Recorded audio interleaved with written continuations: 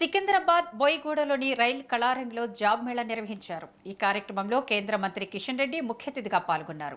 ఈ సందర్భంగా కిషన్ రెడ్డి మాట్లాడారు. 19వ ఉద్యోగ మేళాలో పాల్గొన్న వారికి ముఖ్యంగా నియామక పత్రాలు అందుకుంటున్న యువతీ యువకులకు అభినందనలు తెలిపారు.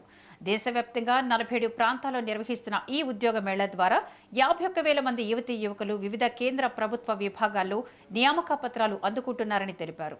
ఇందులో భాగంగా ఇవాళ 220 మంది యువత కొత్త జీవితాన్ని ప్రారంభించబోతున్నారని అన్నారు.